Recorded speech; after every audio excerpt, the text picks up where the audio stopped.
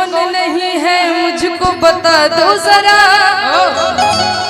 नशा शराब में होता तो नाचती बोतल। लेकिन भाव देखिए हम का कहते नहीं। अब हो बैठल बड़ू आओ जल्दी। कैसे कि मैं तेरी आँखों से, बड़ा सुंदर शेर बा, गौर फरमाई। मैं तेरी आँखों से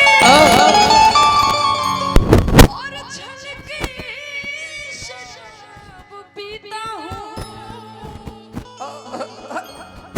और गरीब हूँ मगर महंगी शराब पीता हूँ। कि मैंने सुना है शिवानी कि मैंने सुना है मैं खाने का रंग बदलने वाला है।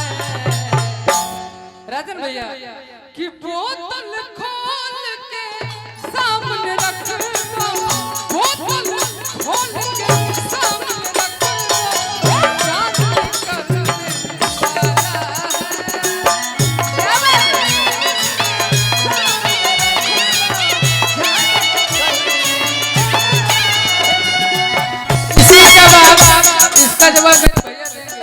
मैंने सुना मैं खाने का रंग बदलने वाला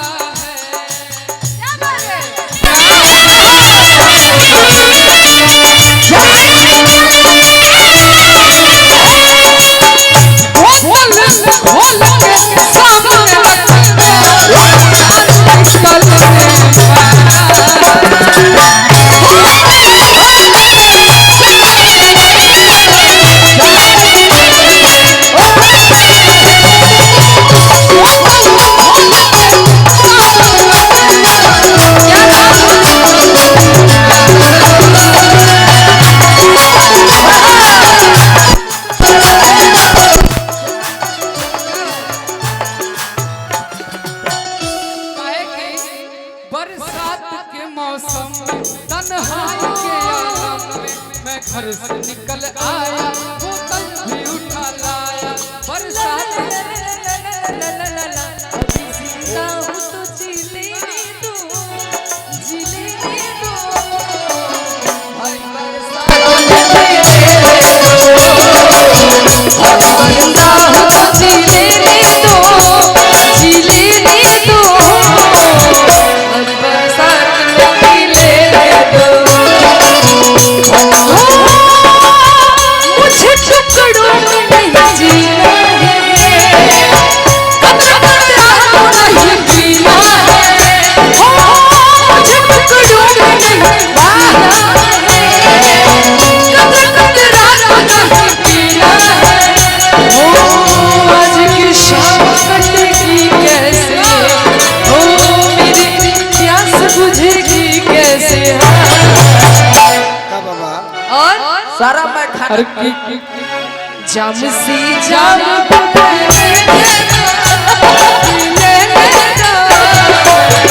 हरी बरसात में पीने दो। अभी जिंदा हूँ तो जीने दो,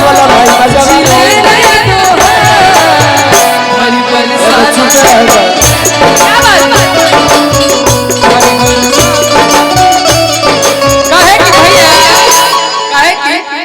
कि तोर भुलाए खाती गम और कि दारू पी ले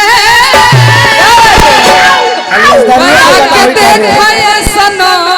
क्या बात आके देखा ये सनम कैसे पी ले।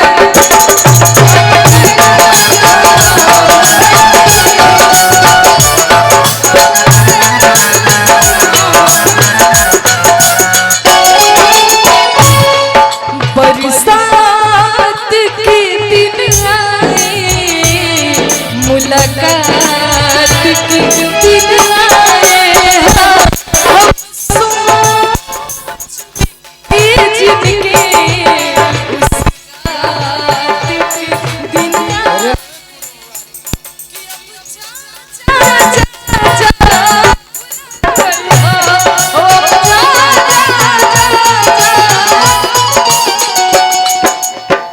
मास्टर जी कि तोहरा से साथ जब छूटी सुना सुना का कहती है सुना तो दुनिया पाछा लूटी चले जाएंगे कि हमने की कहत कि वो कहत जे तोहसे बहुत प्यार करेला इनको आप करें वो कहत जे तोहसे बहुत प्यार करेला जैसे आप इनको करें।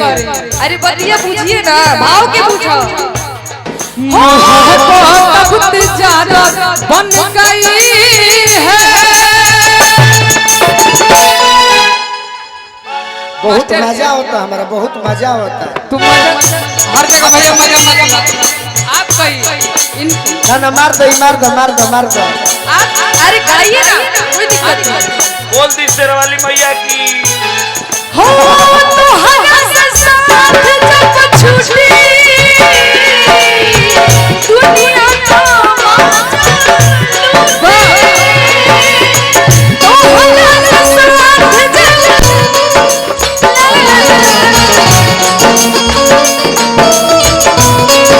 अरे तू चल गइला छोड़ के हमरा दिलवा के टूटी अब भइल कहिया इतना से आ छोड़ के तू चली गइला हमारे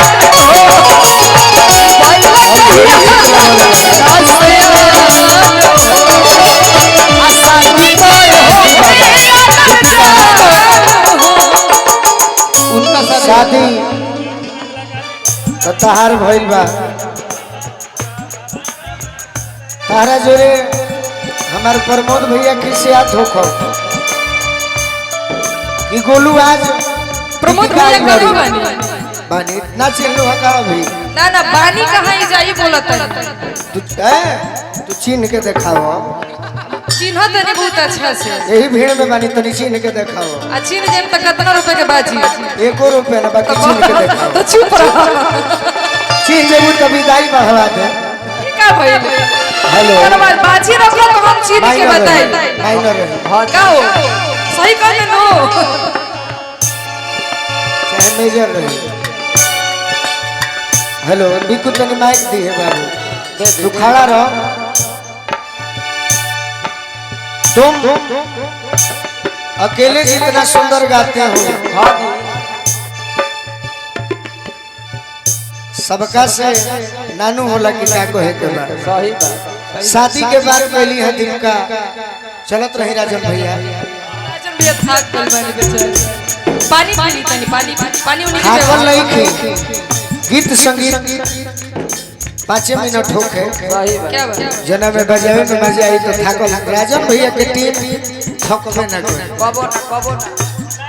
आज वो तहरा के मौका देता नहीं सुनो आज बियाह कर लूनो आज वो मौका देता नहीं भिखारी भैया